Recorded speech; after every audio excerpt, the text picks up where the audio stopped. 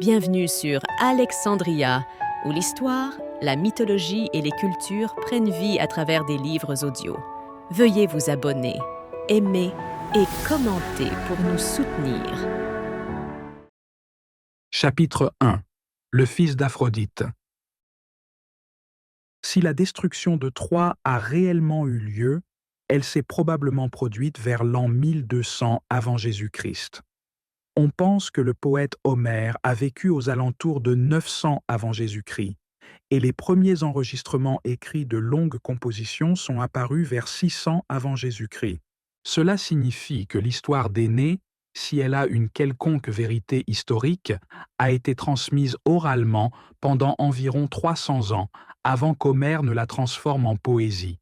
Puis, pendant encore 300 ans, les gens ont mémorisé et récité ces vers avant qu'ils ne soient enfin consignés par écrit.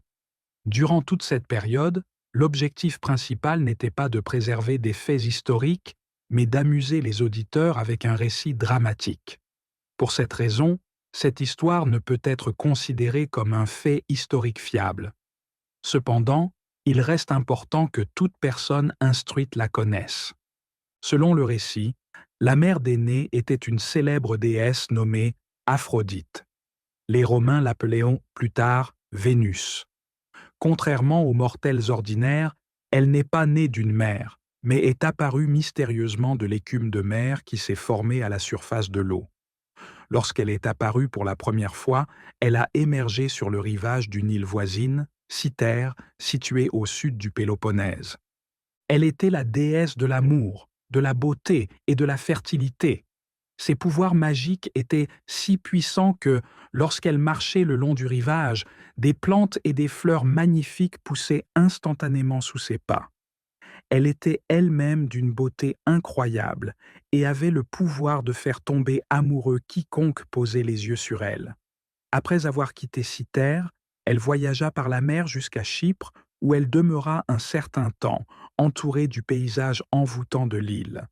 Là, elle eut 2 enfants, 2 beaux garçons nommés Éros et Antéros. Ces enfants restèrent jeunes pour l'éternité. Éros, plus tard connu sous le nom de Cupidon, devint le dieu de l'amour donné, tandis qu'Antéros était le dieu de l'amour rendu. Aphrodite et ses fils erraient entre les cieux et la terre. Parfois, ils apparaissaient sous leur véritable forme. Parfois, ils prenaient des déguisements. Et parfois, ils restaient invisibles.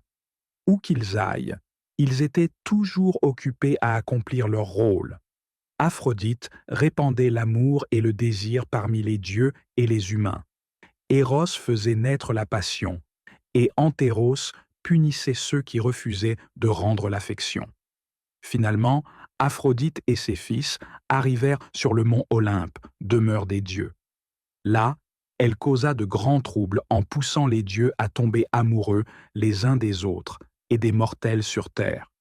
En réponse, Jupiter, qui régnait sur tous les dieux, utilisa son pouvoir pour faire tomber Aphrodite elle-même amoureuse.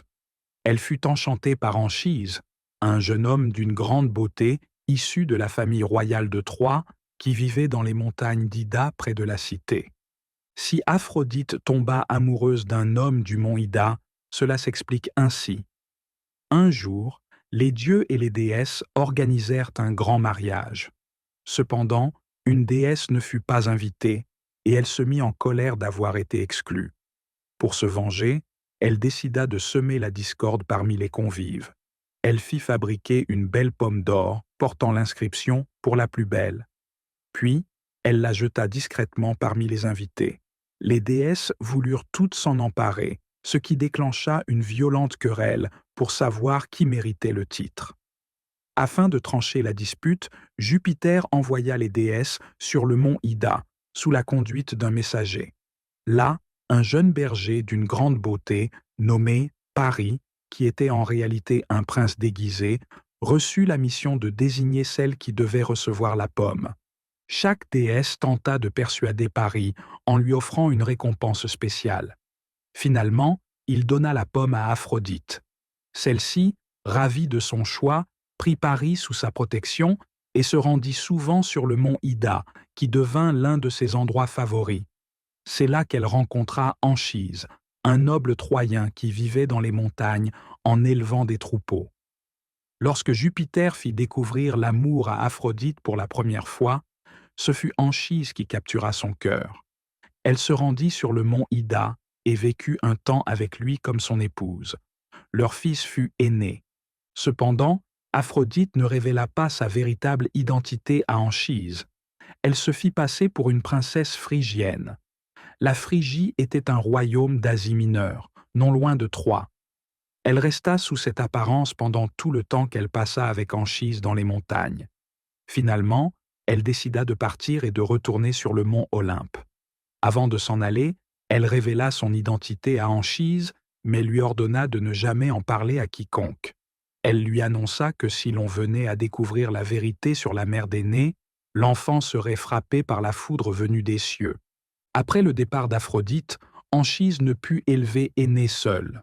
Il envoya donc l'enfant dans la ville de Dardanos, située au nord de Troie, où Énée fut élevé par sa sœur. Elle était la fille d'Anchise, déjà mariée et installée là-bas. Énée vécut auprès de sa sœur jusqu'à ce qu'il soit assez grand pour s'occuper du bétail. Ensuite, il retourna dans les pâturages des montagnes. Bien qu'Aphrodite l'ait quitté, elle ne l'oublia jamais. Elle veillait constamment sur lui et intervenait pour l'aider ou le protéger lorsqu'il se trouvait en danger. Finalement, la guerre de Troie éclata. Cependant, Énée ne prit pas part immédiatement au combat. Il éprouvait de la jalousie en voyant que le roi Priam de Troie favorisait d'autres jeunes hommes et se sentait peu estimé pour ses propres capacités. Pour cette raison, il resta dans les montagnes, s'occupant de ses troupeaux et de ses pâturages. Il aurait pu rester à l'écart pendant toute la guerre, mais un événement changea tout. Achille, l'un des plus puissants guerriers grecs, mena une attaque dans la campagne autour de Troie, cherchant des provisions. Il atteignit les terres d'Énée, le trouva en train de s'occuper de ses animaux et l'attaqua. Achille s'empara des troupeaux et chassa Énée et ses bergers. Ils auraient tous été massacrés si Aphrodite n'était pas intervenue pour protéger son fils. La perte de ses animaux et l'attaque de ses terres emplirent Énée d'une rage profonde contre les Grecs.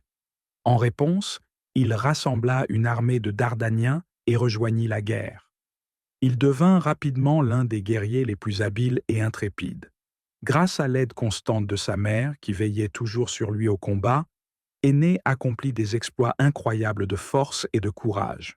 Lors d'une bataille, Énée se précipita au cœur du combat pour sauver un chef troyen nommé Pandaros, encerclé par l'ennemi et en grand danger.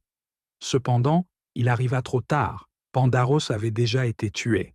Malgré cela, Énée se battit bravement pour défendre le corps de son ami tombé au combat. Les Grecs attaquaient de toutes parts, mais Énée se déplaçait avec agilité, repoussant les ennemis dans toutes les directions. Les Grecs changèrent bientôt de stratégie. Au lieu de l'affronter directement, ils reculèrent et lancèrent contre lui des javelots, des flèches et des dards. Énée utilisa son bouclier pour bloquer les attaques pendant un moment, mais l'un des guerriers grecs lui lança alors une énorme pierre. Elle était si lourde qu'il aurait fallu 2 hommes ordinaires pour la soulever. L'impact frappa Énée à la cuisse, le projetant au sol. Étourdi et affaibli, il était totalement vulnérable et aurait été tué sans l'intervention de sa mère, Aphrodite, qui vint à son secours. Aphrodite se précipita vers lui et le recouvrit de son voile magique qui le rendit intouchable. Puis, elle le souleva dans ses bras et l'emporta au milieu du champ de bataille, tandis que les épées, les lances et les flèches dirigées contre lui devenaient inoffensives sous la protection de son voile. Cependant, en sauvant son fils, Aphrodite s'exposa elle-même au danger. Diomède, l'un des chefs grecs, la vit fuir et lui lança sa lance. L'arme frappa la main d'Aphrodite, lui infligeant une blessure profonde et douloureuse. Malgré sa souffrance, elle ne s'arrêta pas et continua à fuir, tandis que Diomède, satisfait de son attaque, abandonna la poursuite. Alors qu'elle disparaissait, il lui lança des paroles moqueuses, lui ordonnant de rester dans son propre monde et de ne plus interférer dans les guerres des mortels. Fuis, déesse, retourne dans tes palais dorés, à tes festins et à tes amours frivoles. Le champ de bataille n'est pas un lieu pour toi. Il n'est pas fait pour des mains douces qui tressent des couronnes et murmurent des promesses. Tu es venu protéger ton fils. Mais qu'espérais-tu? Que les guerriers déposeraient leurs armes à la seule vue de ton voile? Que le sang et le fer céderaient face à la beauté? Tu as maintenant ressenti la morsure de la guerre, la piqûre d'une lance mortelle. Et pourtant, tu fuis toujours, croyant qu'Olympe pourra guérir ta souffrance. Mais que cette blessure te serve d'avertissement. Les dieux n'ont pas leur place ici. Ce domaine appartient à ceux qui ne reculent pas devant la douleur, à ceux qui tiennent leur position. Retourne à tes temples, déesse de l'amour, et laisse la guerre à ceux qui n'en redoutent pas le contact. Après avoir mis Énée en sécurité, Aphrodite, désormais affaiblie et saignante, s'enfuit vers les montagnes. Elle grimpa de plus en plus haut, atteignant les nuages brumeux, où elle fut retrouvée par Iris, la déesse de l'arc-en-ciel. Iris la réconforta et la conduisit plus loin dans les hauteurs, jusqu'à ce qu'elle trouve Mars, le dieu de la guerre. Mars était le frère d'Aphrodite, et lorsqu'il vit sa détresse, il eut pitié d'elle. Il lui prêta son char et ses chevaux afin qu'elle puisse rentrer chez elle. Aphrodite monta dans le char et Iris prit les rênes, guidant les chevaux à travers les airs jusqu'au mont Olympe. Là, les dieux et les déesses se rassemblèrent autour d'Aphrodite. Ils soignèrent sa blessure et exprimèrent leur compassion pour sa douleur, tout en se plaignant de la cruauté des humains dans la guerre. C'est ainsi que se raconte l'ancienne histoire d'Énée et de sa mère. Plus tard, au cours de la guerre de Troie, Énée se retrouva face à un ennemi redoutable, Achille, le plus grand guerrier des Grecs et le champion de leur armée. Les deux camps se rangèrent en ordre de bataille, laissant un espace vide entre eux. Dans cet espace, Énée et Achille avancèrent l'un vers l'autre, prêts à s'affronter en duel, sous le regard de leurs armées et de nombreux spectateurs. L'attente et l'excitation étaient intenses. Énée était célèbre pour sa force extraordinaire et son courage, et tout le monde savait que sa mère, Aphrodite, veillait toujours sur lui pour le guider et le protéger. Cependant, Achille avait un avantage encore plus grand, il était presque invincible. Lorsqu'il était enfant, sa mère, Thétis, l'avait plongé dans les eaux magiques du fleuve Styx, ce qui l'avait rendu insensible aux blessures. Chaque partie de son corps qui avait touché l'eau était devenue indestructible. Cependant, Thétis l'avait tenu par les chevilles lorsqu'elle l'avait plongé, si bien que cette partie de son corps était restée vulnérable, c'était son unique faiblesse. Achille portait également un bouclier magnifique que sa mère avait fait spécialement fabriquer pour lui. Ce bouclier était constitué de 5 couches de métal, du bronze à l'extérieur, de l'or en son centre et un autre métal mystérieux entre eux. Il était richement décoré de motifs complexes. Bien qu'Achille fût presque invincible, sa mère lui avait tout de même donné ce bouclier pour une protection supplémentaire lorsqu'il était parti combattre dans la guerre de Troie. Les deux armées observèrent attentivement alors que les deux grands guerriers s'avançaient pour s'affronter. Même les dieux et les déesses, depuis leur demeure céleste, suivaient le duel avec un grand intérêt. Certains soutenaient Aphrodite et éprouvaient de la sympathie pour son fils, Énée, tandis que d'autres favorisaient Achille. Lorsque Énée et Achille se retrouvèrent face à face dans l'espace qui séparait les armées, ils n'attaquèrent pas immédiatement. Comme il était d'usage en pareilles circonstances, ils se mesurèrent du regard, échangeant des expressions de défi et de colère. Enfin, ce fut Achille qui parla le premier. « Que cherches-tu à obtenir? Même si tu survis et sauves Troie, tu ne seras jamais roi. Je sais que tu revendiques du sang royal, mais le roi Priam a de nombreux fils qui sont les héritiers légitimes. Jamais tu ne régneras. Et puis, comment oses-tu seulement envisager de me combattre? Je suis le plus fort et le plus brave de tous les Grecs, et j'ai la faveur des dieux. » Achille parla alors fièrement de sa noble ascendance et se vanta de sa force et de sa supériorité. Énée lui répondit avec autant d'assurance: « Tu parles comme si le destin était à tes ordres, Achille, comme si les dieux eux-mêmes se pliaient à ta volonté. Tu me railles avec ma lignée, comme si la valeur d'un homme se mesurait au trône qu'il peut ou non occuper. Mais je ne combats pas pour une couronne, ni pour des titres vides de sens. Je combats pour mon peuple, pour ma terre, et pour l'honneur que seul le champ de bataille peut accorder. Tu te glorifies de ta force, des dons que ta mère divine t'a offerts, mais ne te crois pas le seul à posséder du sang divin. Moi aussi, je suis né des dieux. Ma mère, la déesse de l'amour, m'a protégé, tout comme la tienne t'a armé. Mais ne gaspillons pas notre souffle en paroles, Achille. La volonté des dieux dépasse notre compréhension, et seul le fracas de l'acier pourra décider de qui, de nous deux, est le plus fort. Si tu te crois invincible, alors fais face à moi dès maintenant, et que les dieux jugent lequel de nous mérite réellement la victoire. » Plutôt que de perdre du temps à parler, Énée passa immédiatement à l'action. Il lança sa lance avec toute sa force en direction d'Achille. L'arme frappa le bouclier d'Achille avec une puissance redoutable. Elle traversa 2 couches de métal, mais s'arrêta lorsqu'elle atteignit la plaque d'or située en son centre. La lance tomba au sol sans infliger de dommages. Achille riposta aussitôt. Il lança sa propre lance avec toute sa puissance.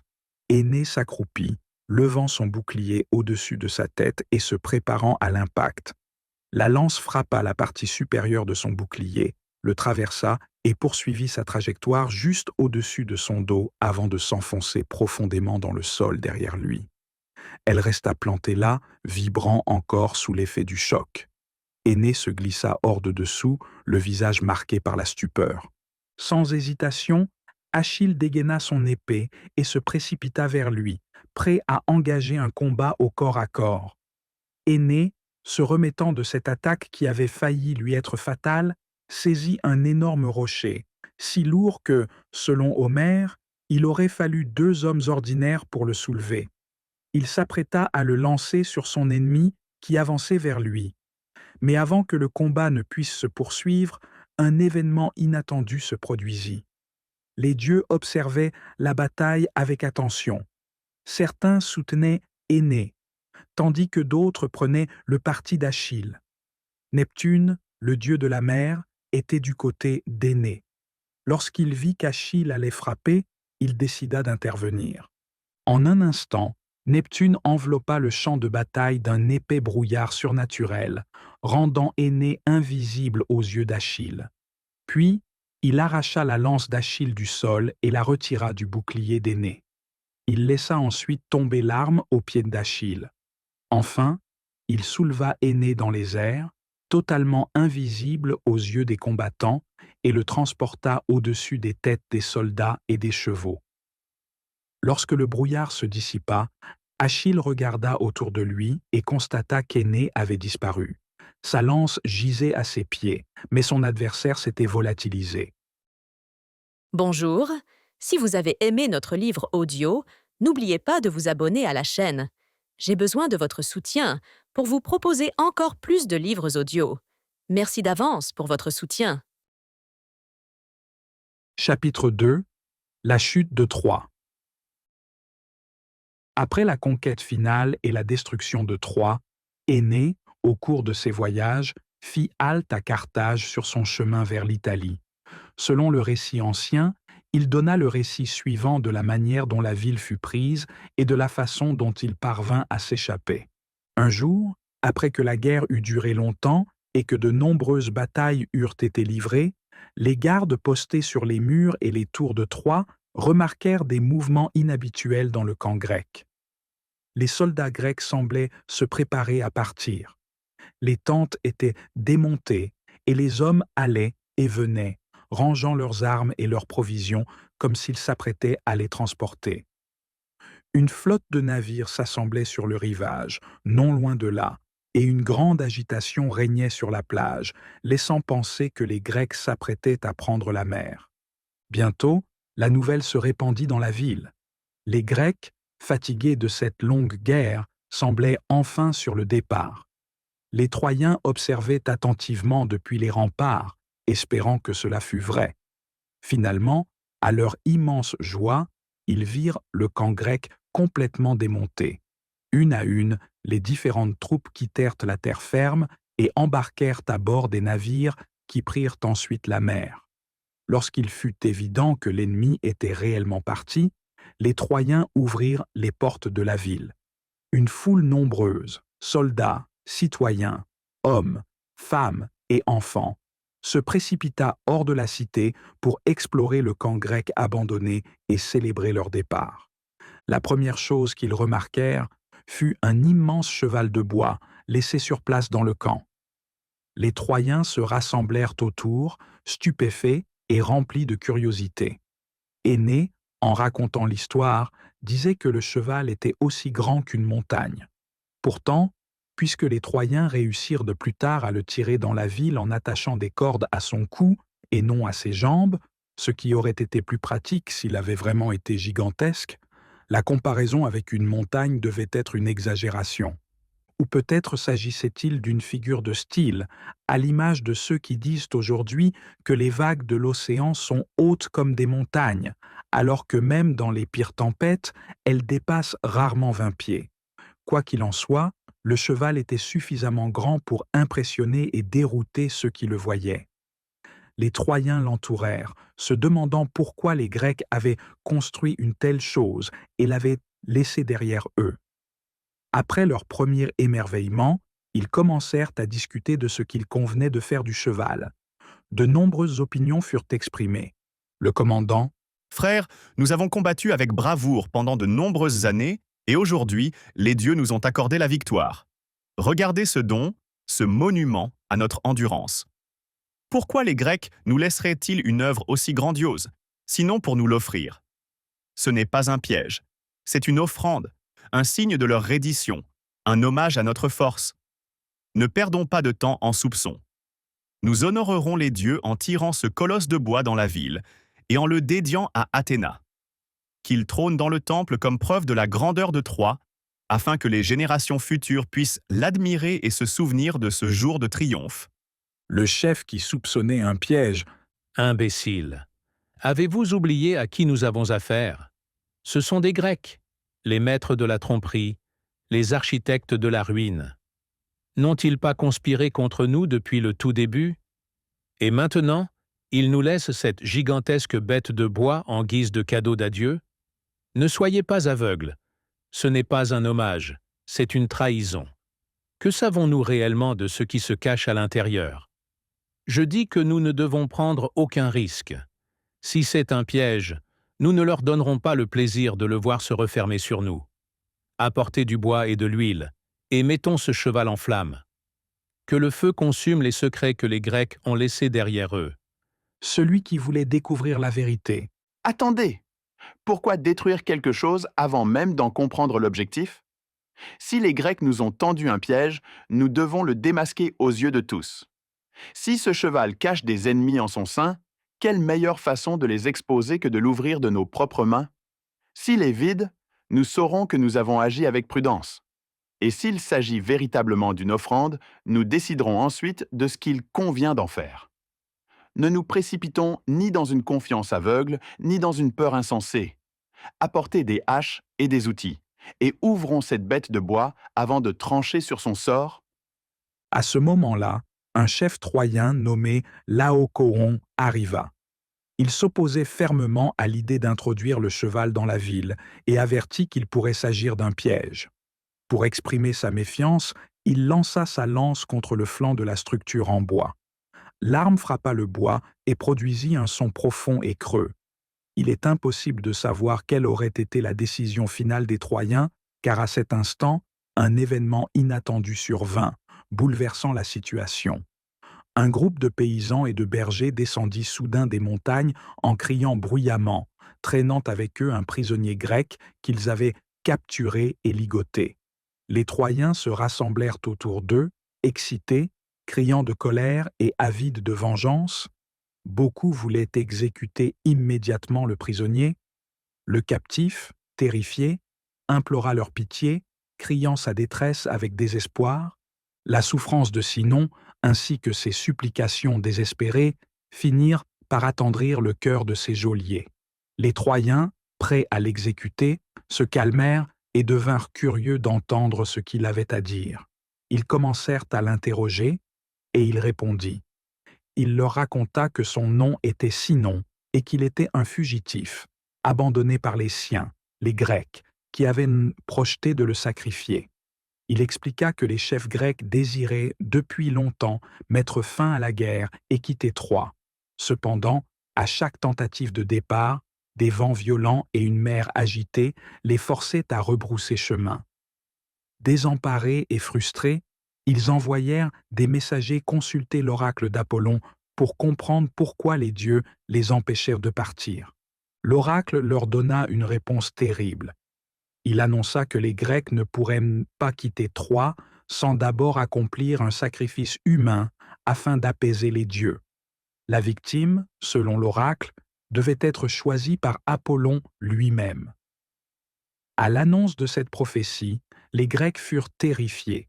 Personne ne savait qui serait désigné, mais leur chef était déterminé à obéir à la volonté divine. Ulysse ordonna alors à Calchas, le grand prêtre d'Apollon, de révéler qui devait être sacrifié. Pendant 10 jours, Calchas garda le silence, attendant un signe des dieux. Enfin, il déclara que la victime désignée était Sinon lui-même. En entendant cela, les soldats grecs furent soulagés que le choix ne se soit pas porté sur eux. Avec empressement, ils préparèrent le rituel. Un autel sacrificiel fut érigé et Sinon fut vêtu de robes cérémonielles. Une couronne fut placée sur sa tête, conformément à la coutume avant un sacrifice. Mais juste avant que le rituel ne puisse avoir lieu, Sinon parvint à s'échapper. Il brisa ses liens et s'enfuit vers un marécage près du rivage, où il se cacha dans des buissons épais jusqu'au départ de la flotte grecque. Affaibli, affamé et seul, il erra sur la terre jusqu'à ce qu'il soit finalement découvert par des bergers locaux, qui le capturèrent et l'attachèrent. À la fin de son récit, Sinon éclata en sanglots. Il expliqua aux Troyens qu'ils allaient sans doute le tuer, et que même s'il l'épargnait, les Grecs, à leur retour, se vengeraient sur sa famille. Ces paroles étaient pleines de misère et de désespoir. Sinon parlait avec tant d'émotion et de sincérité que les Troyens crurent chaque mot. Son chagrin semblait réel et sa souffrance paraissait authentique. Les chefs troyens furent émus de pitié et décidèrent de lui laisser la vie sauve. Priam, le vieux roi de Troie, se trouvait parmi ses généraux. Touché par les paroles de Sinon, il ordonna à ses geôliers de le détacher afin qu'il puisse se tenir devant eux en homme libre. Il s'adressa ensuite à lui d'une voix douce et rassurante. Priam déclara « Oublie ton peuple, il est parti. Désormais, tu seras l'un des nôtres. Nous prendrons soin de toi. Et maintenant, dis-nous, qu'est-ce que ce grand cheval de bois? Pourquoi les Grecs l'ont-ils construit et pourquoi l'ont-ils laissé ici ?» Faisant semblant d'être reconnaissant pour la bienveillance qu'on lui montrait, Sinon feignit de tout révéler. Il expliqua aux Troyens que les Grecs avaient construit le cheval de bois pour remplacer une statue sacrée de Pallas, une image divine qu'ils avaient volée à Troie. Selon lui, les Grecs regrettaient cet acte et pensaient avoir offensé les dieux. Pour se racheter, ils avaient donc bâti ce cheval en bois en guise d'offrande sacrée. Puis, avec une ruse habile, Sinon expliqua pourquoi le cheval était aussi gigantesque. Les Grecs l'ont construit d'une telle taille pour que vous, Troyens, ne puissiez pas l'introduire dans votre ville. Car si vous y parveniez, vous recevriez la même protection divine qu'ils possédaient autrefois. Ils ont voulu s'assurer que vous ne puissiez jamais bénéficier de sa puissance magique. Les Troyens écoutèrent avec un profond intérêt tout ce que Sinon racontait et crurent rapidement à son histoire. Il parlait avec tant de conviction et d'émotion, affichant un chagrin et un désespoir si sincères que personne ne douta de ses paroles. Ceux qui, au départ, voulaient détruire le cheval de bois changèrent totalement d'avis. Au lieu d'y voir une menace, ils commencèrent à le considérer comme un objet sacré, digne d'être honoré et amené à l'intérieur de la ville. Tout doute restant fut définitivement balayé lorsqu'un événement extraordinaire se produisit, un signe que les Troyens interprétèrent comme une manifestation divine, un châtiment contre Laocoon, celui qui avait osé frapper le cheval avec sa lance. Les Troyens avaient décidé d'offrir un sacrifice à Neptune, le dieu de la mer. Pour désigner celui qui devait accomplir le rituel, ils tirèrent au sort, et la responsabilité échut à Laocoon. Alors qu'il se préparait pour la cérémonie avec ses 2 jeunes fils, un spectacle terrifiant se déroula sous les yeux de tous. 2 énormes serpents apparurent soudainement au large des côtes. Ils fendaient les vagues, leurs têtes dressées au-dessus de l'eau, avant de se hisser sur la terre ferme. Ils avancèrent rapidement à travers la plaine, leurs écailles luisant sous le soleil, couvertes de taches éclatantes. Leurs yeux brillaient d'une lueur sinistre, et leur langue fourchue frémissait tandis qu'ils s'approchaient, sifflant et semant l'effroi parmi les Troyens qui assistaient à la scène. Les habitants, pris de panique, s'enfuirent, mais les serpents ne prêtèrent attention à personne d'autre. Ils se dirigèrent droit vers les 2 fils de Laocoon. Les créatures monstrueuses s'enroulèrent autour des enfants, resserrant leurs anneaux puissants sur leur corps fragile. Les garçons hurlèrent de douleur, mais ils étaient totalement pris au piège dans l'étreinte mortelle des serpents. Laocoon, qui se tenait à quelques pas de là, aperçut la scène et se précipita aussitôt pour sauver ses fils. Il saisit une arme et courut vers eux. Mais au lieu de réussir à les libérer, il devint lui aussi une victime. Les serpents se jetèrent sur lui, enroulant leur corps massif autour de son cou et de sa poitrine. Ils l'étouffèrent violemment, tout en maintenant leur prise mortelle sur ses fils. Leurs têtes énormes se dressèrent au-dessus de leurs victimes, sifflant avec triomphe, tandis que Laocoon et ses enfants s'affaiblissaient peu à peu. Lorsqu'ils eurent enfin cessé de lutter, les serpents relâchèrent leur emprise et glissèrent lentement vers un temple voisin. Là, ils s'enroulèrent au pied de la statue d'une déesse, comme s'ils avaient accompli leur mission et venaient désormais se reposer. L'histoire tragique de Laocoon devint célèbre dans les siècles suivants, notamment grâce à une statue qui fut sculptée pour immortaliser cette scène effroyable. La statue fut découverte il y a environ 300 ans parmi les ruines d'un ancien édifice à Rome. Son existence avait déjà été mentionnée par l'écrivain romain Pline, qui l'avait décrite lorsqu'elle se trouvait encore exposée dans la ville des siècles auparavant. Il affirmait qu'elle avait été réalisée par 3 artistes, un père et ses 2 fils, qui avaient travaillé ensemble avec une habileté remarquable pour la sculpter dans un unique bloc de marbre. La statue représentait Laocoon, ses 2 fils et les 2 serpents, enlacés dans un combat désespéré contre la mort. Après la chute de Rome, la statue fut perdue pendant de nombreux siècles. On ne la connaissait plus que par la description laissée par Pline.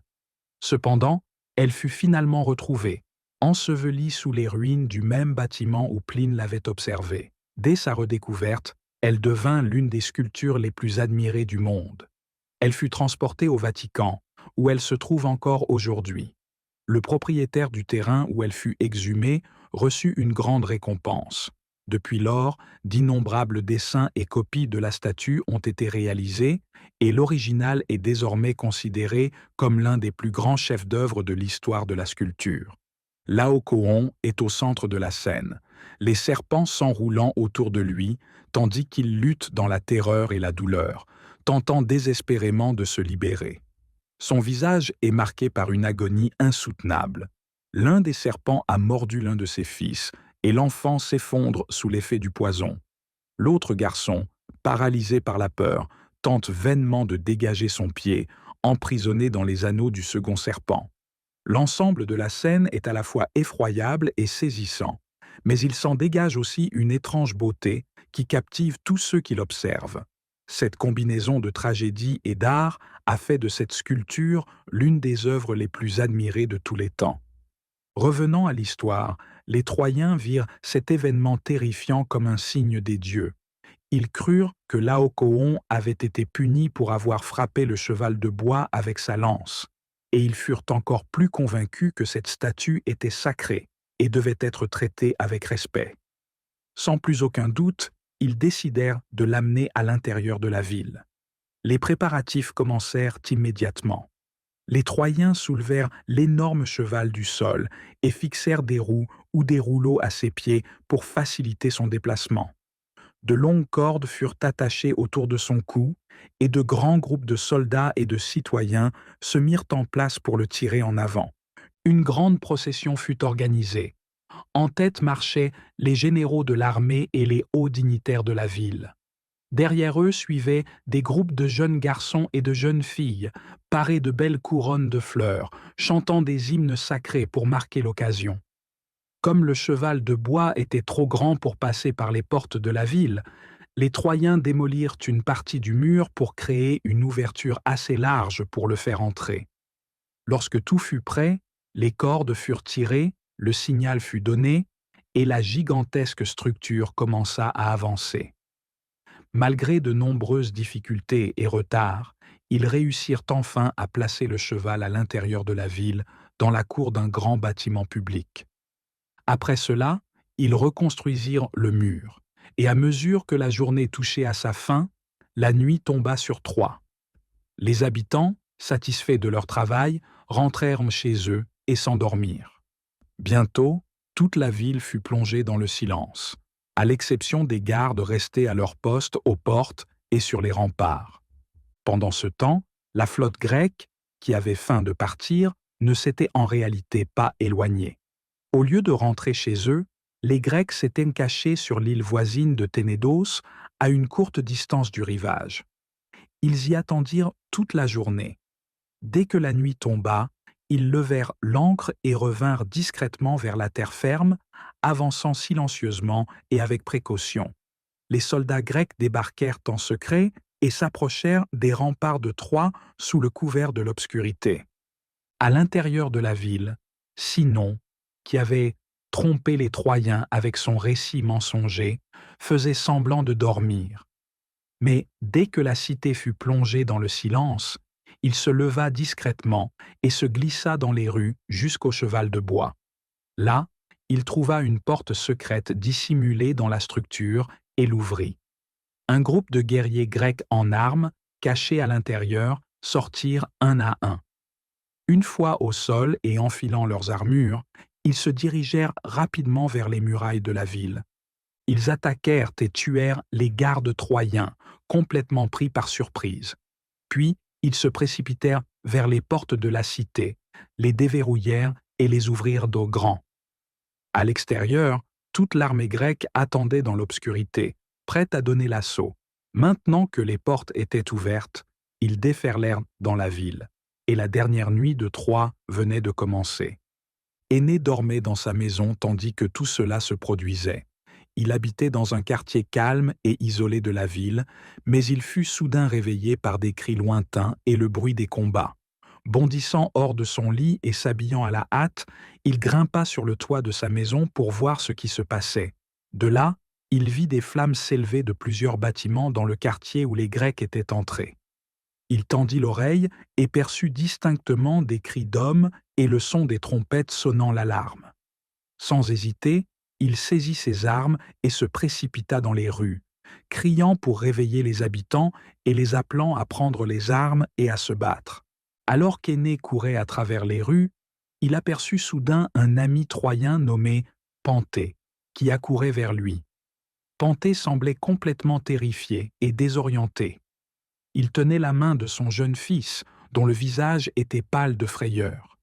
Énée l'arrêta et lui demanda ce qui se passait. Panthée, haletant, parvint à expliquer d'une voix brisée et précipitée « Énée, tout est fini. La ville, notre bien-aimé Troie, n'est plus. Les guerriers grecs cachés dans ce maudit cheval de bois sont sortis. Ils ont attendu le cœur de la nuit, que tout le monde dorme, et puis ils ont frappé. Ils ont abattu nos gardes sans un bruit, leur tranchant la gorge comme on égorge des agneaux sans défense. Puis ils ont ouvert les portes. Toute l'armée grecque s'est engouffrée à l'intérieur. Les rues, par les dieux, les rues en sont pleines. Ils ont bloqué tous les passages, ne laissant aucune échappatoire. Les temples brûlent, les maisons s'effondrent en cendres. Le sang coule dans les ruelles, et les hurlements des mourants couvrent même la voix des dieux. Il n'y a plus aucun espoir pour Troie. Tout est perdu. En entendant cela, Énée et les hommes rassemblés autour de lui furent envahis par la colère et le désespoir.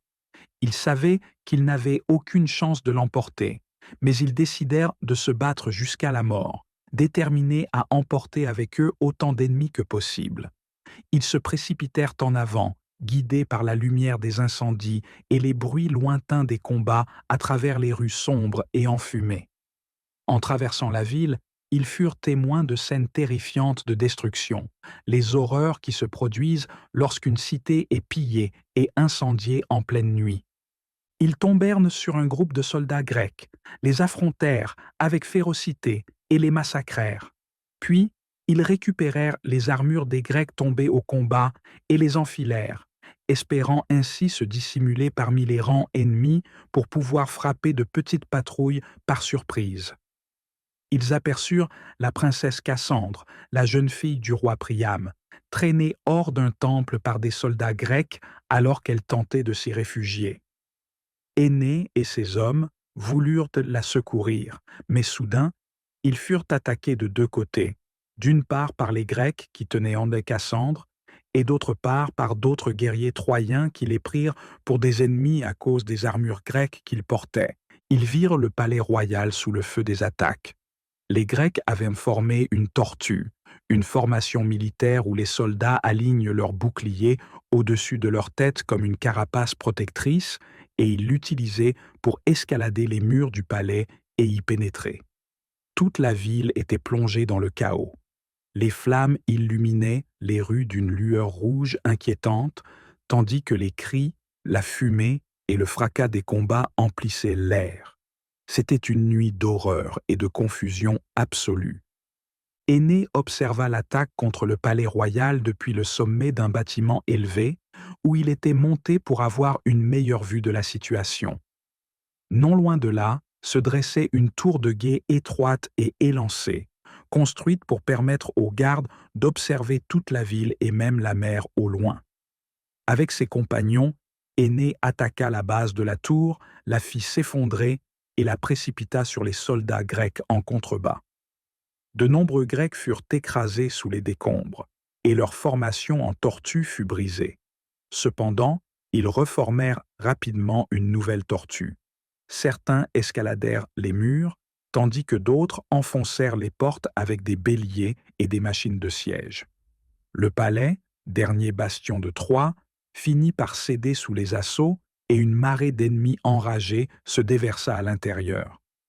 Depuis les toits, Énée et ses compagnons assistèrent à une scène d'horreur. À mesure que les murs du palais s'effondraient sous les coups répétés des armes de siège grecques, l'intérieur du palais se dévoila sous la lumière des incendies qui ravageaient la ville. Les hurlements de terreur résonnaient à travers les grandes salles, autrefois paisibles et majestueuses, désormais en proie au chaos.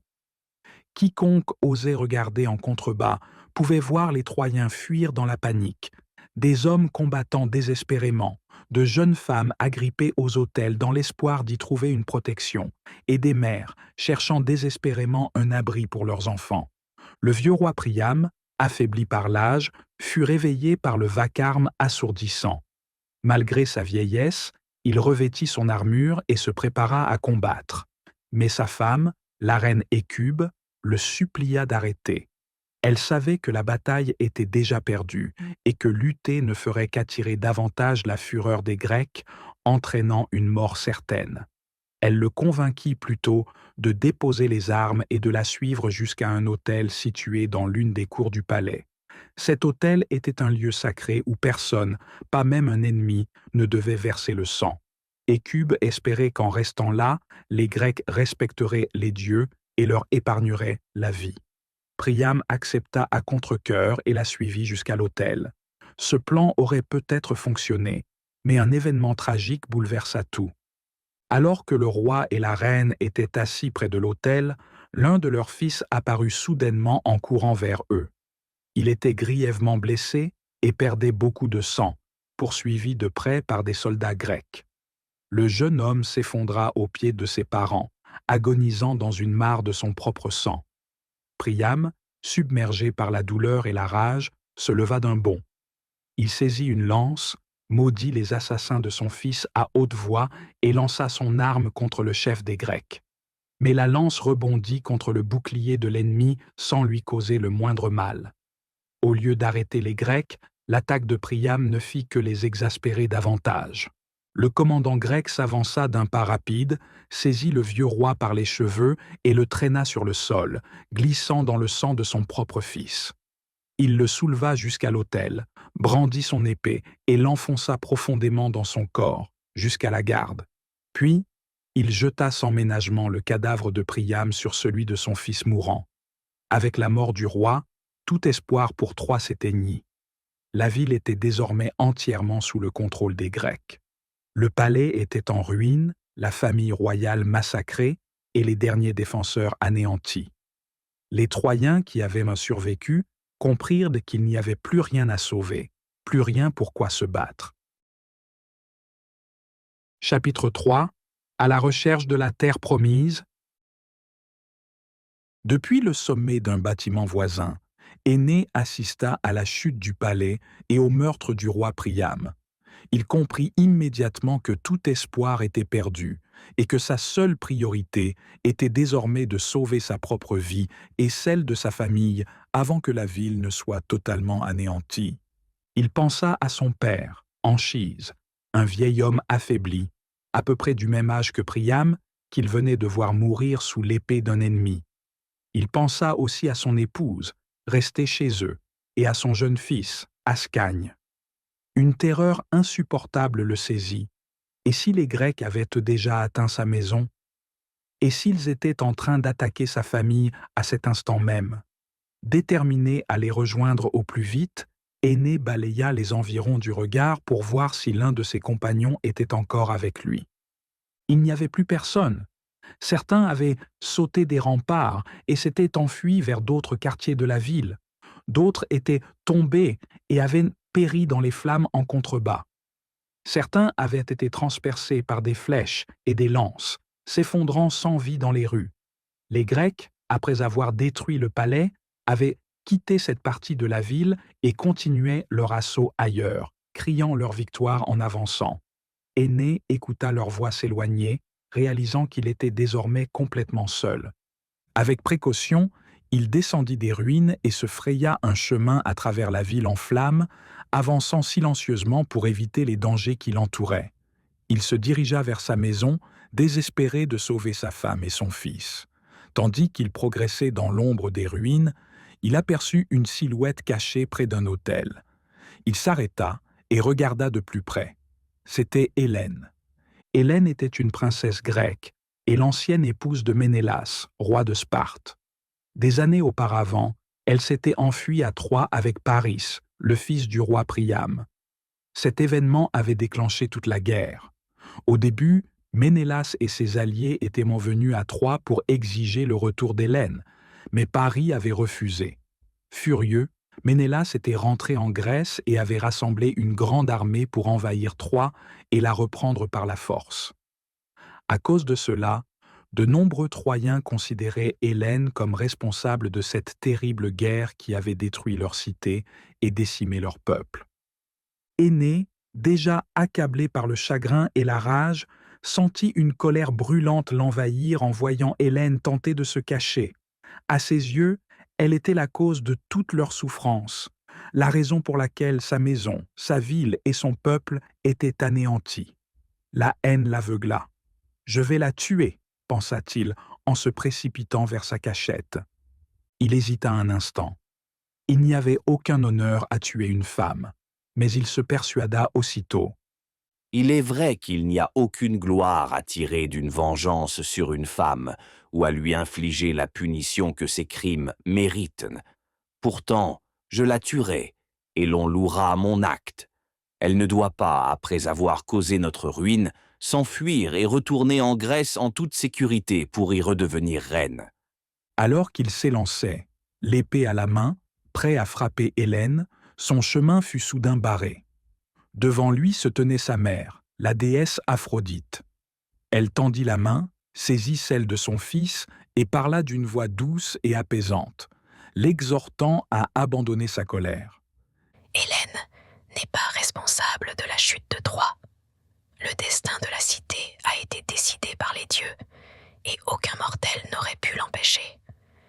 Il est inutile de lutter contre le sort, ou de chercher à te venger d'une femme qui n'a eu aucun pouvoir sur ces événements. Oublie Hélène, pense à ta famille. Où est ton père, ta femme, ton jeune fils? À cet instant même, tandis que tu perds du temps ici, aveuglé par ta colère, ils sont en grand danger. La ville est envahie d'ennemis prêts à les massacrer. Va les retrouver, sauve-les. Je serai avec toi, bien que tu ne puisses me voir, et je te protégerai, ainsi que ceux que tu aimes. Aussitôt après avoir prononcé ces paroles, Aphrodite disparut. Énée, comprenant l'avertissement de sa mère, se détourna immédiatement d'Hélène et courut vers sa maison. Alors qu'il avançait dans les rues embrasées, il remarqua que son chemin semblait se dégager devant lui. Les ennemis armés passaient sans le voir, et les dangers s'écartaient de sa route. Il savait maintenant que sa mère veillait réellement sur lui et le guidait. Lorsqu'il atteignit enfin sa demeure, la première personne qu'il vit fut son père, Anchise. Essoufflé après sa course à travers la ville, Énée lui déclara « Troie est perdue. Nous devons fuir. Il faut nous réfugier dans les montagnes avant qu'il ne soit trop tard. » Mais Anchise refusa de partir. « Tu es jeune, tu as un avenir qui mérite d'être préservé. Mais moi, je suis vieux. Ma vie touche à sa fin. Je ne veux pas m'enfuir pour finir mes jours dans la misère et l'exil. Si les dieux avaient voulu me sauver, ils auraient épargné ma ville. Ma place est ici.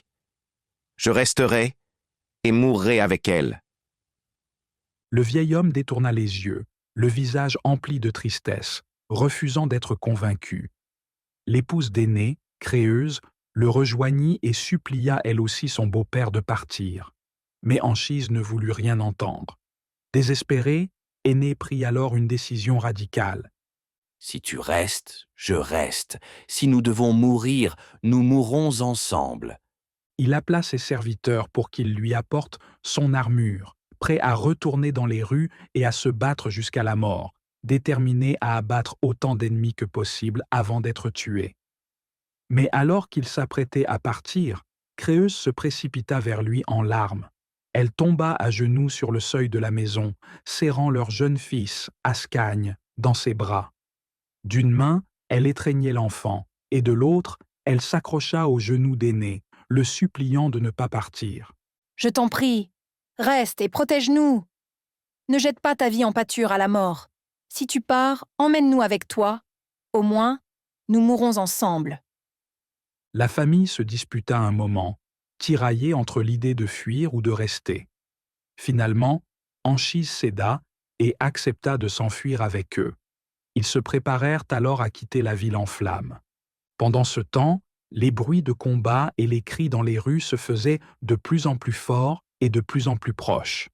Les incendies se propageaient rapidement et de nouvelles flammes embrasaient le ciel à différents endroits de la cité. Il était évident qu'il n'avait plus une minute à perdre. Énée mit rapidement au point un plan. Anchise, trop faible pour traverser la ville à pied, serait portée sur ses épaules. Ascagne marcherait à ses côtés en tenant la main de son père. Créeuse suivrait de près pour éviter d'être séparée dans l'obscurité et le chaos des rues. Les serviteurs s'égailleraient par différents chemins afin de ne pas attirer l'attention des ennemis. Ils devaient tous se retrouver hors de la ville, près d'un vieux temple abandonné, situé non loin d'un antique cyprès gigantesque qui leur servirait de repère. Le plan étant décidé, ils partirent immédiatement. Aîné recouvrit ses épaules d'une peau de lion afin de faciliter le port de son père. Anchise, quant à lui, transportait les dieux domestiques, de petites statues sacrées symbolisant la protection divine. En ces temps-là, ces objets étaient les biens les plus précieux d'un foyer, et les sauver représentait un ultime acte de dévotion. Aîné ne pouvait pas les toucher, car ses mains n'étaient pas purifiées après le combat. Ce fut donc Anchise qui s'en chargea. Tenant la main d'Ascagne, Aîné ouvrit la marche à travers la ville en ruine, tandis que Créuse suivait derrière. Les rues étaient sombres, sauf là où les flammes, au loin, projetaient leurs lueurs tremblantes sur les murs et les tours. Seules les cimes des bâtiments s'illuminaient sous l'effet des incendies, mais le reste de la ville baignait dans une obscurité inquiétante. Aîné avançait prudemment, longeant les murs et se faufilant dans les ruelles étroites dès que possible. Il était constamment sur le qui-vive, redoutant à chaque instant l'apparition soudaine d'un soldat grec ou le sifflement d'une flèche ou d'une lance qui pourrait frapper Anchise ou Créuse. S'ils étaient au découvert, il ne pourrait pas se battre car il portait son père et n'avait aucun moyen de protéger sa famille. Pendant un temps, tout se passa sans encombre. Ils évitèrent le danger et l'espoir naquit en eux qu'ils pourraient peut-être s'en sortir vivants. Alors qu'ils approchaient enfin des portes de la ville, croyant être presque en sécurité, un vacarme soudain éclata tout près d'eux. Une foule affolée surgit et se précipita dans leur direction, criant de panique. Les rues devinrent chaotiques, et parmi la masse de gens qui fuyaient, Aîné aperçut des soldats grecs approcher, leurs armes étincelant faiblement dans l'obscurité. Anchise, terrifié, cria à son fils d'accélérer ou de trouver un autre chemin. Un instant, Aîné fut pris de panique. Le bruit, la confusion et la cohue des fuyards rendaient toute réflexion impossible.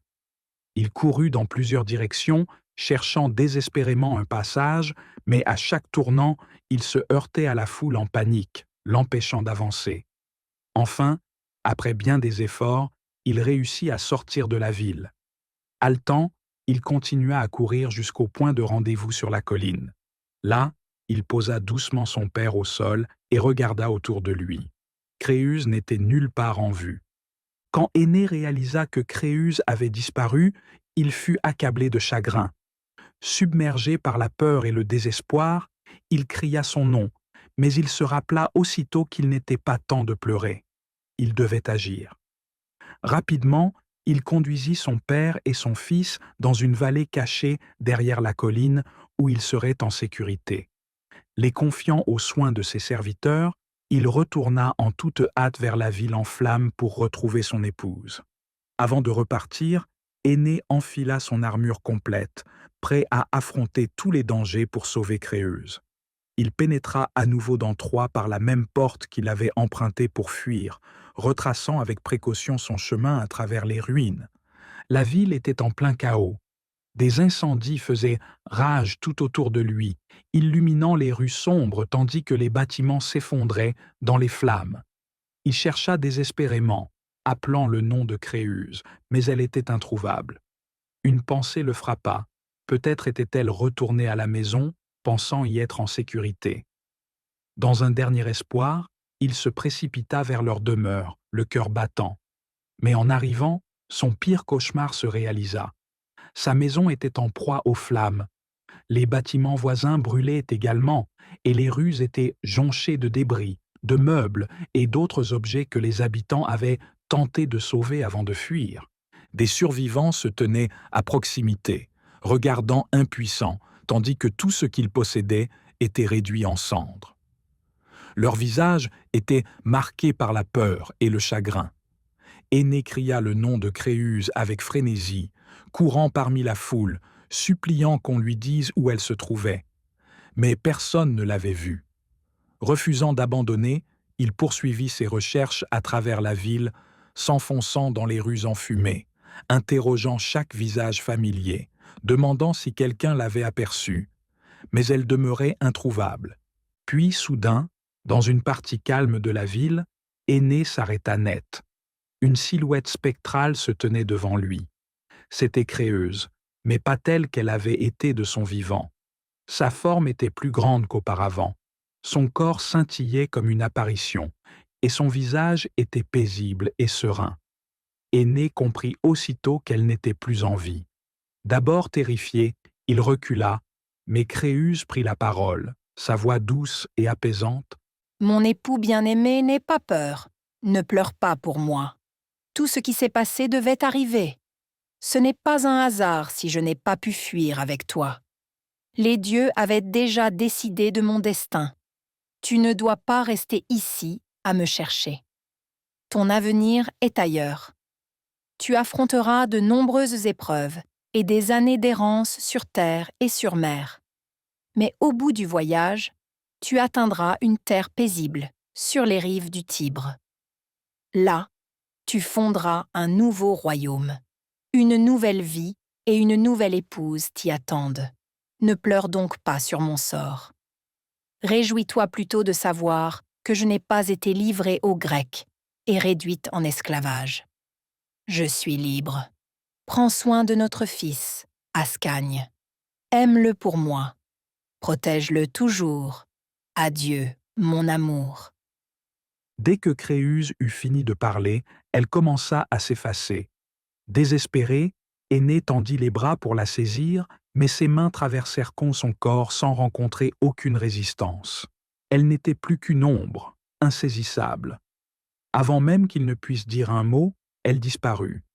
Énée resta seul, debout dans la rue obscure et déserte. Enfin, accablé de chagrin et perdu dans ses pensées, il se détourna lentement et reprit le chemin des portes de la ville. De là, il se dirigea vers la vallée cachée où il avait laissé son père Anchise et son fils Ascagne. Lorsqu'il arriva, il les trouva sains et saufs, l'attendant. Il savait désormais qu'il n'y avait plus d'avenir pour eux à Troie. La ville était détruite. Il était temps de partir pour toujours. Le groupe se cacha dans les montagnes pendant quelques jours, le temps qu'Énée élabore un plan pour fuir définitivement la terre de Troie. Lorsque les envahisseurs grecs quittèrent enfin les lieux, Énée et ses compagnons commencèrent à construire des navires. À cette époque, les bateaux étaient conçus à la fois pour la rame et la voile. Ils préparèrent donc des embarcations adaptées à de longs voyages en mer. Pendant que les travaux avançaient, de petits groupes de survivants troyens commencèrent à affluer vers le camp d'Énée. Certains s'étaient cachés dans les collines et les forêts, et lorsqu'ils apprirent que les Grecs étaient partis, ils descendirent de leur refuge. D'autres avaient réussi à s'échapper après l'attaque et cherchaient désormais un nouveau foyer. Peu à peu, le groupe de réfugiés d'Énée grandit, tout comme le nombre de navires en construction. Lorsque tout fut enfin prêt, Énée avait réuni une communauté de survivants nombreuse, une flotte solide de bateaux et de guerriers. Enfin, le jour du départ arriva. Les Troyens chargèrent les navires avec le plus de provisions possible. Puis, Énée, accompagné de son père Anchise et de son jeune fils Ascagne, monta à bord de la flotte. Un vent favorable souffla, et les navires mirent les voiles. Alors qu'ils s'éloignaient du rivage, hommes et femmes se pressèrent sur les ponts, jetant un dernier regard en arrière. La terre de Troie, leur patrie et leur berceau, n'était plus qu'une ruine en flammes derrière eux. Ils savaient qu'ils ne reviendraient jamais. La première terre accessible était la Thrace, un pays situé au nord de la mer Égée, juste au-delà de l'Hellespont. Énée dirigea la flotte vers le nord et, après un court voyage, ils débarquèrent sur le rivage thrace. Il espérait pouvoir s'y établir, mais un événement terrifiant le contraignit à repartir précipitamment. Dès leur arrivée, les Troyens érigèrent un autel sur la plage pour remercier les dieux de leur voyage en toute sécurité. Énée voulut décorer l'autel avec des branches fraîches. Il s'approcha donc d'un buisson de myrte voisin et commença à arracher quelques pousses vertes. Mais au moment où il en arracha une, quelque chose d'effroyable se produisit. Du sang se mit à couler des racines. D'épais filets de sang humain noirâtre suintèrent de la tige brisée et tombèrent sur la terre. Énée resta figé d'horreur, incapable de comprendre ce qu'il venait de voir. Bouleversé, il murmura une prière aux dieux, les suppliant de le protéger et de lui révéler le sens de ce terrible présage. Tremblant encore, il tendit la main vers une autre branche et la tira du sol. Cette fois, un gémissement profond et douloureux s'éleva de sous la terre. Puis, une voix spectrale parla. « Arrête, ne me dérange pas. Tu n'arraches pas une plante, tu blesses un homme. Je suis Polydore. Le roi de Thrace m'a tué, et mon corps a été abandonné ici, sans sépulture. Je suis devenu cet arbuste de myrte. » Polydore était le plus jeune fils du roi Priam de Troie. Des années auparavant, Priam l'avait envoyé en Thrace pour être élevé à la cour du roi Thrace, lui fournissant de l'or et des trésors afin qu'il vive dans l'abondance. Mais lorsque Troie tomba et que Priam fut tué, le roi de Thrace y vit une opportunité. Il trahit Polydore et l'assassina pour s'emparer de ses richesses. Énée et ses compagnons furent horrifiés en apprenant ce qui s'était passé. Il était évident que la Thrace n'était pas un lieu sûr pour eux, et ils décidèrent de partir immédiatement. Mais avant de quitter ces terres maudites, ils offrirent à Polydore des funérailles dignes, convaincus que c'était le seul moyen de permettre à son âme de trouver le repos. Après avoir accompli les rites funéraires, ils remontèrent discrètement à bord de leur navire et reprirent la mer. Pendant des mois, ils errèrent à travers la Méditerranée, à la recherche d'une nouvelle patrie. Ils affrontèrent des tempêtes, des épreuves et des rencontres étranges, cherchant sans cesse des conseils auprès des oracles. Dans l'un de ces sanctuaires sacrés, ils demandèrent où ils devaient s'installer. La réponse de l'oracle fut énigmatique. « Allez vers la terre de vos ancêtres. » Énée se tourna alors vers son père, Anchise, pour obtenir des explications. Anchise était convaincu que leurs ancêtres venaient autrefois de Crète, et ils mirent donc le cap sur l'île, persuadés d'avoir enfin trouvé leur nouveau foyer. Lorsqu'ils arrivèrent, tout semblait prometteur. Ils tirèrent leurs navires sur le rivage, tracèrent les plans d'une cité, défrichèrent des terres et commencèrent à construire des habitations. Pendant un temps, il sembla qu'ils allaient enfin pouvoir s'installer en paix. Puis, le malheur frappa. Une peste mortelle se répandit dans la colonie, emportant de nombreuses vies et laissant les survivants faibles et accablés.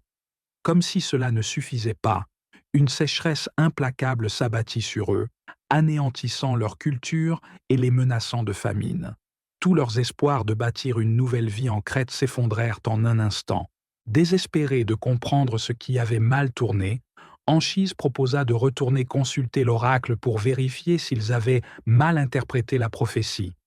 Peut-être que la Crète n'était pas la terre qu'ils étaient destinés à trouver. Ou peut-être avaient-ils, sans le savoir, offensé les dieux. Énée acquiesça et envisagea d'envoyer des messagers chercher des réponses. Mais avant qu'il ne puisse mettre son plan à exécution, un événement vint tout bouleverser. Une nuit, alors qu'Énée était allongé dans sa demeure, incapable de trouver le sommeil, son esprit était tourmenté par l'inquiétude. Il réfléchissait aux moyens de sauver son peuple et d'échapper à cette malédiction. La lumière de la lune traversait la fenêtre et venait se poser sur les dieux domestiques, les statues sacrées qu'il avait sauvées des flammes de Troie. Tandis qu'il les fixait dans le silence de la nuit, un prodige se produisit. L'une des statues prit la parole. « Nous t'apportons un message d'Apollon. Tu n'as pas besoin de retourner à son temple pour chercher des conseils. Tu as commis une erreur en essayant de t'installer en Crète. Ce n'est pas la terre qui t'est destinée. Tu dois partir immédiatement et poursuivre ton voyage. Ta véritable destination est l'Italie, une terre lointaine, au-delà de mers vastes et tempétueuses. Ne perds pas espoir.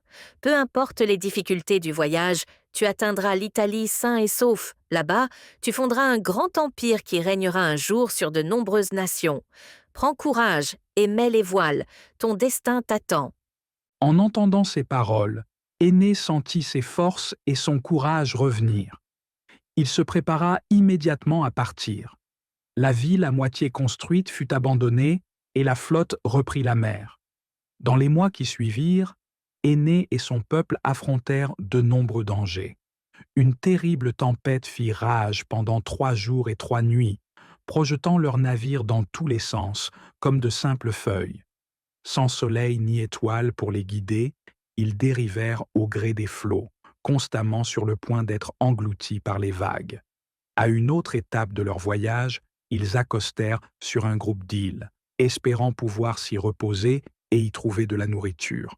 Mais leurs épreuves étaient loin d'être terminées. Les îles étaient infestées de harpies, des oiseaux de proie gigantesques et effrayants, aux griffes acérées et aux habitudes répugnantes. Certaines légendes disaient qu'elles avaient des visages de femmes, tandis que d'autres les décrivaient comme des créatures ailées hideuses. Quelle que soit leur apparence, une chose était certaine, elles étaient féroces et affamées. Les harpies attaquèrent sans prévenir. Surgissant du ciel, elles fondirent sur les campements troyens, volant la nourriture directement sur les tables. Elles déchirèrent les provisions et arrachèrent la viande encore en train de cuire au feu. Pire encore, elles griffèrent les hommes, les forçant à se défendre. Déterminés à riposter, Énée et ses compagnons dégainèrent leurs épées et se tinrent en embuscade, prêts à frapper. Mais les harpies étaient trop rapides. Elles esquivaient chaque attaque et s'enfuyaient avec leur butin avant que quiconque ne puisse les atteindre. Finalement, les Troyens n'eurent d'autre choix que de quitter l'île. Alors qu'ils prenaient le large, la chef des harpies se percha sur un rocher élevé et les observa. D'une voix humaine, elle leur lança une malédiction, se moquant d'eux alors qu'ils s'éloignaient sur les flots. Leur voyage était loin d'être terminé, et bien d'autres épreuves les attendaient encore. Énée et son peuple passèrent une nuit terrifiante près du mont Etna, où ils s'étaient arrêtés pour se reposer. Au beau milieu de la nuit, le volcan entra en éruption, projetant de la fumée, du feu et des torrents de lave brûlantes dans le ciel. Le sol sous leurs pieds trembla et gronda, les remplissant d'effroi et de stupeur. Ils croyaient que d'effroyables monstres vivaient dans les profondeurs de la montagne, nourrissant les flammes et provoquant ces terribles éruptions. Dès que l'aube se leva, ils s'empressèrent de fuir cet endroit maudit. Plus tard, ils débarquèrent sur une côte habitée par des géants cyclopes, des créatures immenses et sauvages, connus pour leur cruauté sans pitié. Ces géants étaient des cannibales, attrapant les hommes à main nue pour les écraser contre les rochers avant de les dévorer. L'un de ces monstres, Polyphème, avait piégé un groupe d'hommes dans sa caverne, comptant les manger un par un. Cependant, alors qu'il dormait, ses prisonniers réussirent à le rendre aveugle en lui plantant un pieu dans son unique œil. Ils ne purent pas le tuer, il était bien trop gigantesque, mais ils parvinrent à s'échapper alors qu'il était devenu incapable de les voir. Alors qu'Énée et son équipage longeaient la côte à bord de leur navire, ils aperçurent Polyphème marchant dans la mer, essayant d'apaiser la douleur de son œil blessé. Il s'aidait d'un énorme pain comme d'une canne, avançant lentement en tâtant le sol devant lui. Après un long et périlleux voyage, rempli de nombreux dangers et d'aventures, Énée et son peuple finirent par atteindre les rivages de l'Italie. C'était la terre que les dieux leur avaient promise, l'endroit où ils étaient destinés à fonder un nouveau foyer. Chapitre 4. Là où Rome s'élèvera. Le Latium était une ancienne région d'Italie, située au sud du fleuve Tibre. Lorsqu'Énée arriva, c'était un royaume indépendant gouverné par le roi Latinus. À cette époque, les terres proches du Tibre, là où Rome serait un jour construite, étaient encore sauvages et peu développées. Le paysage se composait de collines, de vallées et de forêts, habitées principalement par des bergers et des cultivateurs. Il n'y avait pas encore de véritables villes, seulement de petits villages. Le peuple du Latium était d'origine grecque et avait apporté avec lui des connaissances rudimentaires en écriture, en musique, en armement et en construction. Ils vivaient dans des maisons de pierre ou de bois et leur village était protégé par des murailles et des fortifications. Lorsque Énée et son peuple atteignirent l'embouchure du Tibre, ils ancrèrent leurs navires et posèrent enfin pied à terre. Après des années d'errance, ils espéraient que ce serait leur foyer définitif. Ce voyage leur avait coûté cher. Ils avaient y perdu de nombreux navires et compagnons en route. Les survivants aspiraient au repos et à la stabilité. Peu après leur arrivée, plusieurs de leurs bateaux prirent feu et furent réduits en cendres. Selon la légende, ce furent les femmes du groupe qui mirent le feu au navire, désespérées à l'idée de reprendre la mer et voulant forcer Énée à s'établir définitivement sur cette nouvelle terre. Quelle que soit la raison de cet incendie, Énée était décidé à rester. La terre qui s'étendait devant lui était belle et accueillante. Des plaines fertiles, des prairies verdoyantes et des bosquets remplis de fleurs sauvages. Les montagnes lointaines ajoutaient à la majesté du paysage, et la lumière dorée du ciel italien donnait à cet endroit l'apparence d'un paradis. Sans perdre de temps, Énée et ses hommes établirent un campement sur le rivage. Ils construisirent des défenses rudimentaires pour se protéger des éventuels dangers. Certains hommes partirent explorer les méandres du fleuve en bateau, probablement pour cartographier la région et garder une issue en cas de problème. D'autres érigèrent des autels et préparèrent des sacrifices en l'honneur des dieux de la terre, espérant obtenir leur faveur et leur protection.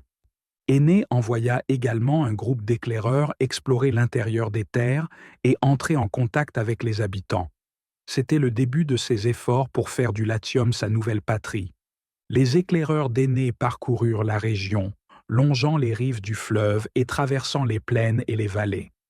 Partout où ils allaient, ils découvraient des paysages luxuriants parsemés de petits villages et de bourgs fortifiés.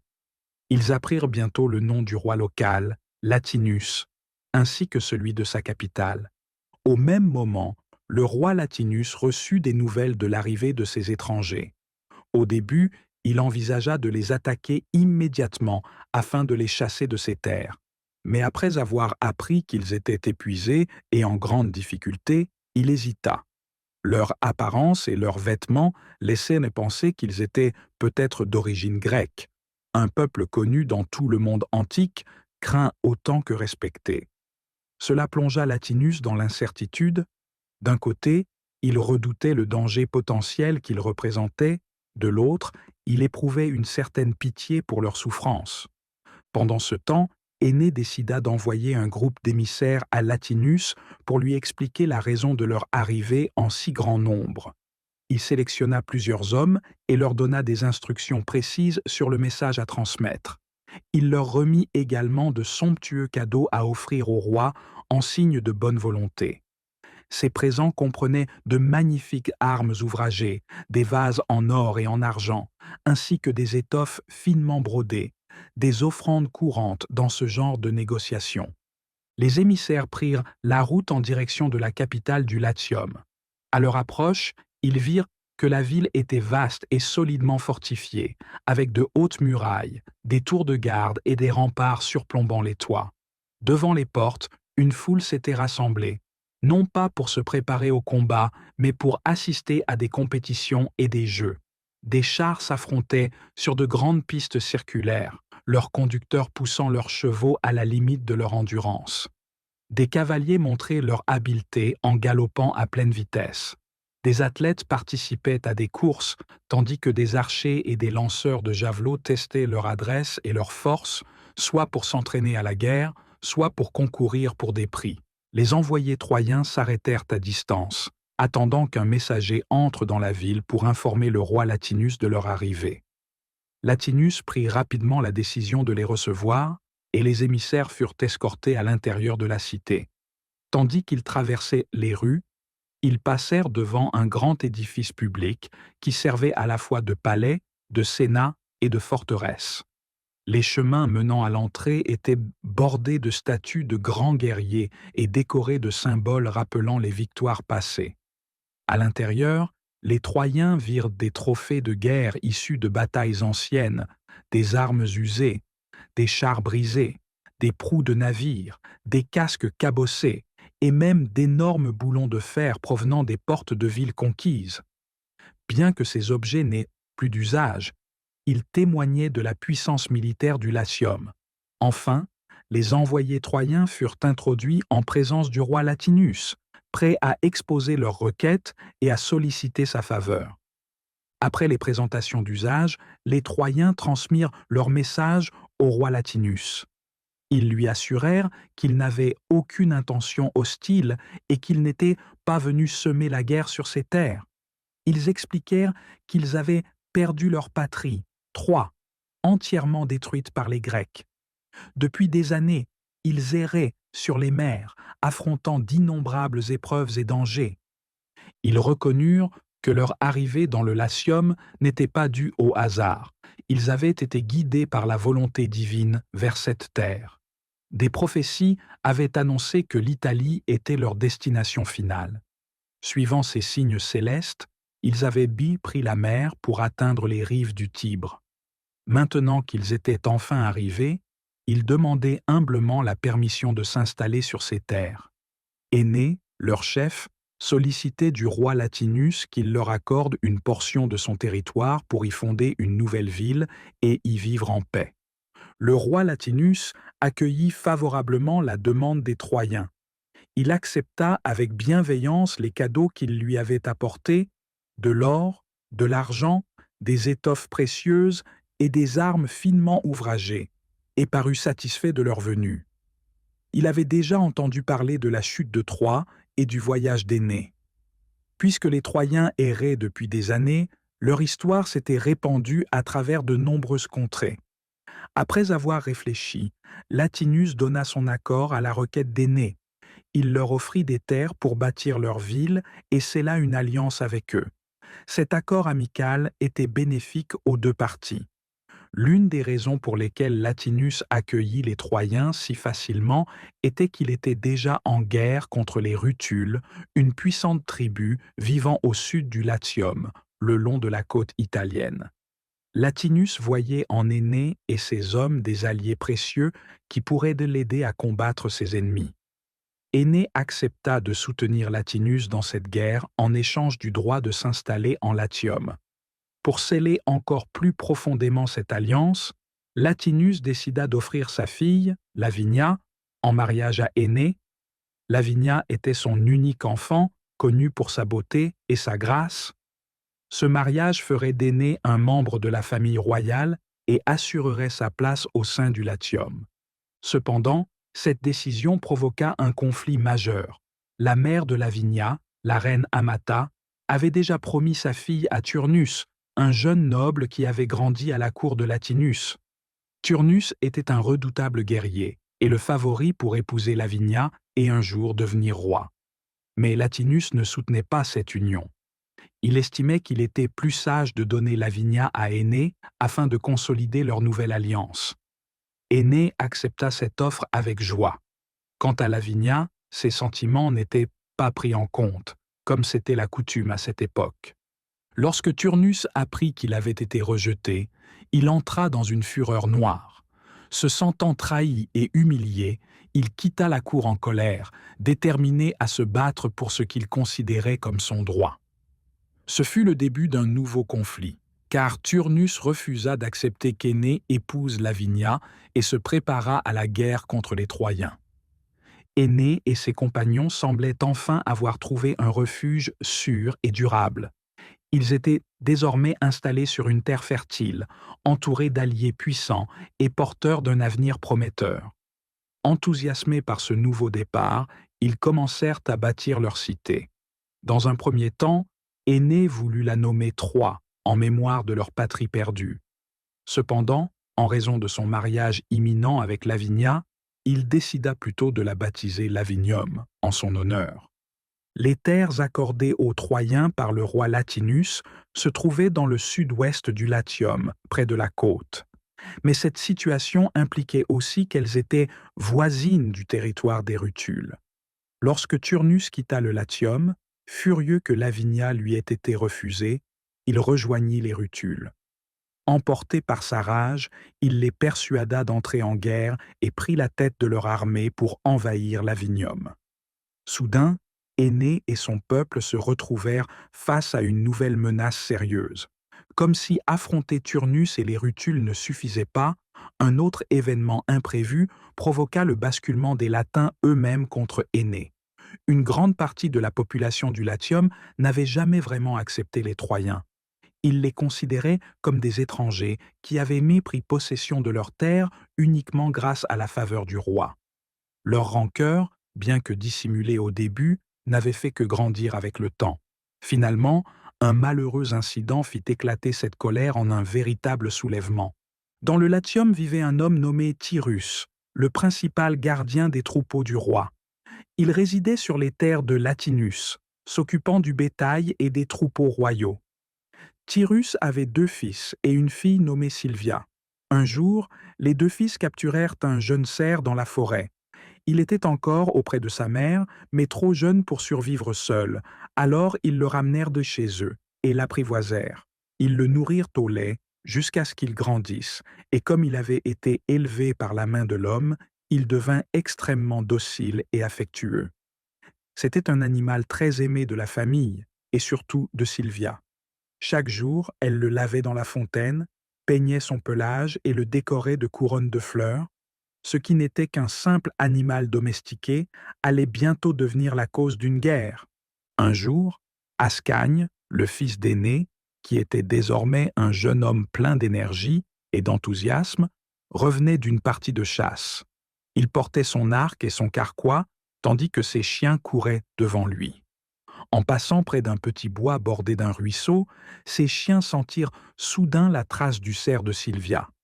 L'animal, insouciant et habitué aux hommes, s'était éloigné des terres de Tyrrhus pour venir boire à la rivière. Les chiens bondirent à sa poursuite, aboyant avec excitation. Ascagne les suivit, saisit rapidement une flèche et banda son arc. Dès qu'il aperçut le cerf, il décocha son trait, qui se planta profondément dans le flanc de la pauvre bête. Le cerf, pourtant blessé, ne tomba pas sur le coup.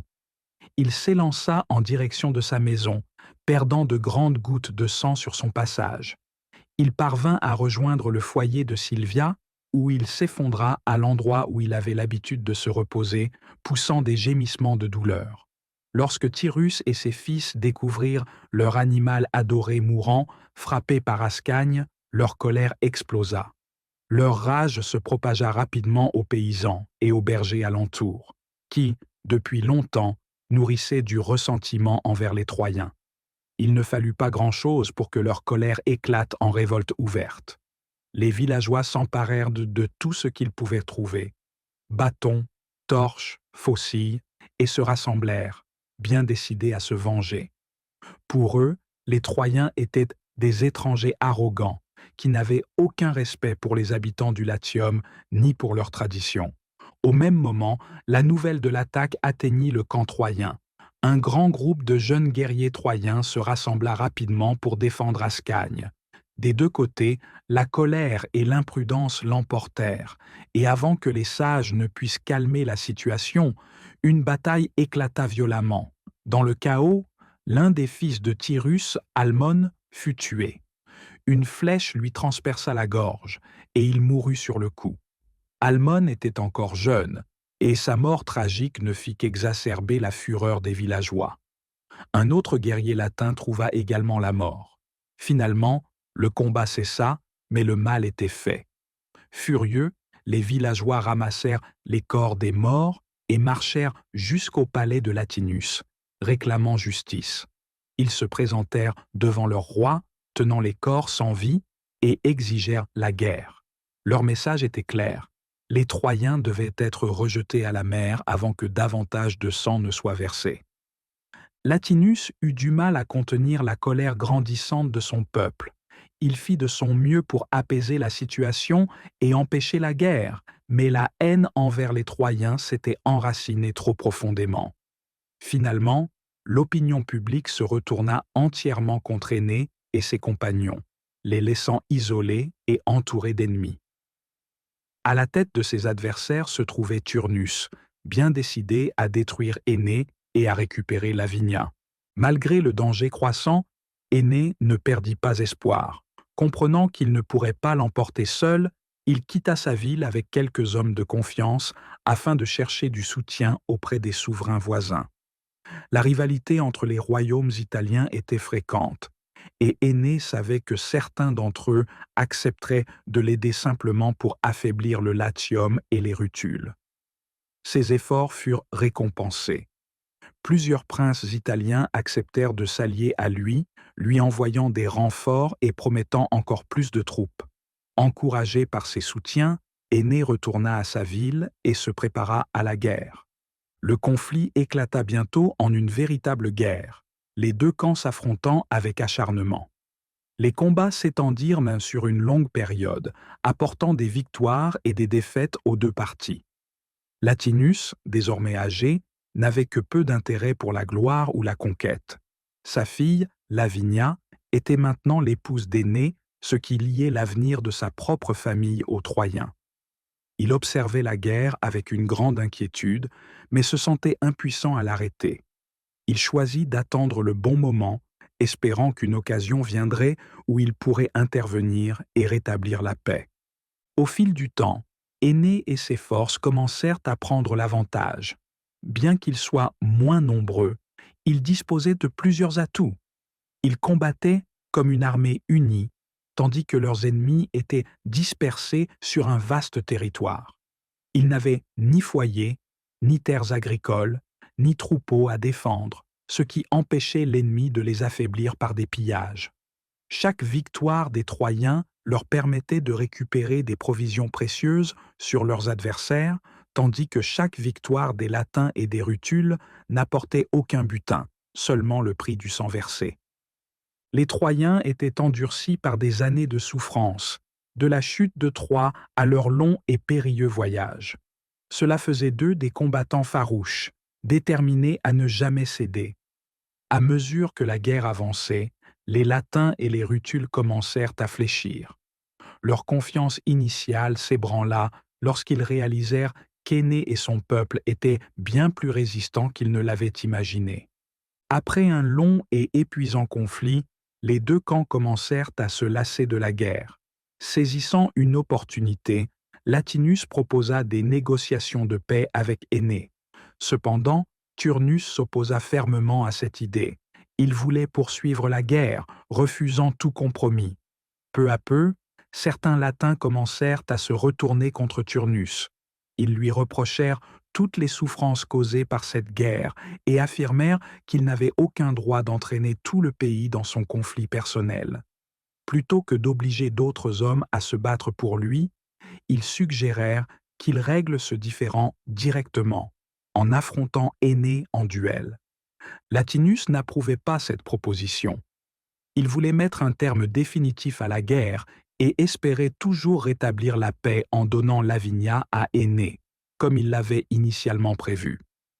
Pendant un bref instant, Turnus hésita, mais lorsqu'il regarda Lavinia, qui se tenait non loin de là, avec sa mère Amata, il crut percevoir dans son regard inquiet des signes de tendresse et de soutien.